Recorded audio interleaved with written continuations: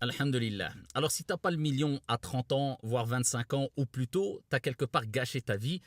Ou bien t'as pas été assez intelligent. Ça, c'est la parole que lancent beaucoup de pseudo, je dis bien pseudo, traders, influenceurs, mythos, vendeurs de formations. Parce que quand on est millionnaire, apparemment, on a besoin de vendre des formations à nos jeunes. Et les jeunes, ils pensent que la norme, c'est d'être millionnaire. Et ils en font une fin en soi et un objectif suprême. Et ils ne considèrent plus cela, le fait d'avoir de l'argent, comme un moyen pour faire le bien, pour vivre et encore mieux pour se rapprocher d'Allah subhanahu wa ta'ala, puisqu'Allah azza wa jal est satisfait du riche reconnaissant. Il n'y a pas de mal d'avoir de l'argent à partir du moment où tu n'en fais pas une fin en soi, mais c'est un moyen qui te permet de faire le bien, de vivre et de faire le bien autour de toi et de te rapprocher d'Allah subhanahu wa ta'ala sans être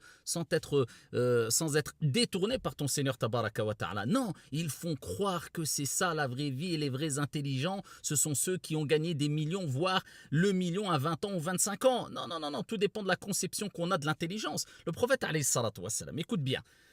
Le prophète a été interrogé dans le hadith rapporté par le Bayhaqi par un homme. Il lui a dit, Ya Rasulallah, quels sont les meilleurs des croyants? Le prophète alayhi salatu wassalam n'a pas dit ceux qui ont le plus de connaissances, ceux qui font le plus qiyamul layl, ceux qui... Non, non, non. Il dit alayhi salatu wassalam, ceux qui ont le meilleur comportement, la relation sociale.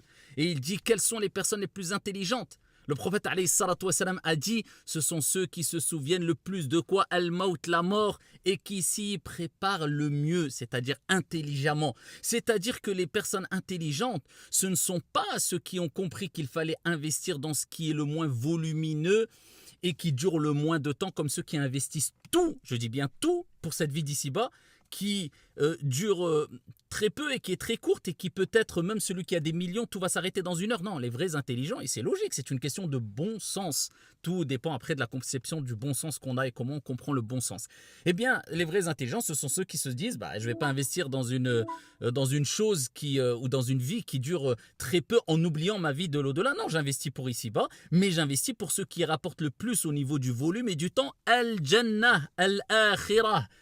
Et le prophète alayhi salatu wassalam, détrompe-toi, ne te trompe pas plutôt. Eh bien, le prophète alayhi salatu wassalam nous rappelle que celui qui est riche, c'est celui qui vivra avec al-qana'a. C'est quoi al-qana'a? C'est de se suffire de ce qu'Allah nous a donné. Et quand tu te suffis de ce qu'Allah t'a donné, il y a al-baraka, la bénédiction. Et quand il y a al-baraka, tu fais beaucoup avec peu. Tandis que le millionnaire ou le milliardaire, je dis bien, qui n'est pas reconnaissant et qui en fait une fin en soi, il n'est jamais satisfait, donc il n'est jamais apaisé, donc il n'y a pas de baraka.